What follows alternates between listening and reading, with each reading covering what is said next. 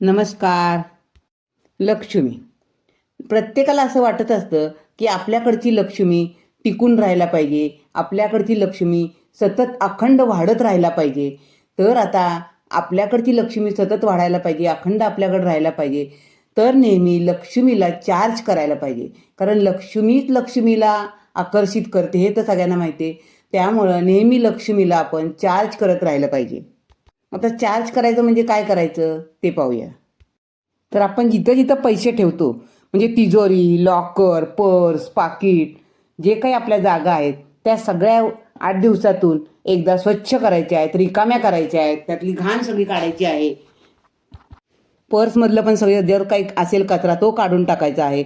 नंतर स्वच्छ पुसून घेतल्यानंतर एखादा भीमसेन कापूरचा तुकडा, अगरबत्ती, धूप ओवाळायचा आहे आणि एक मंत्र मी बोलते तो मंत्र तिथं म्हणायचा आहे तुम्हाला. म्हटल्यानंतर तिजोरीमध्ये, पाकिटामध्ये किंवा पर्समध्ये एक फुंकर मारायची आहे. मंत्र असा आहे, ओम विम वित्तेश्वराय नमः, ओम स्थिरलक्ष्मे मम ग्रहे आगच्छ आगच्छ स्थिरो भव स्थिरो भव.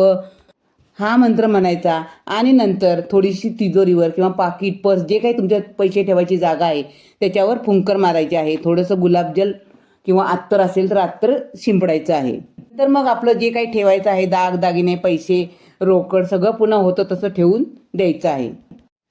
नंतर 5 मिनटं वरील मंत्राचा जप करायचा आहे, लक्ष्मी मातेचा जप करायचा आहे. यामुळे लक्ष्मीच्या जाणाऱ्या पायवाटा कमी होतात व लक्ष्मी आपल्याकडे अखंड स्थिर राहते.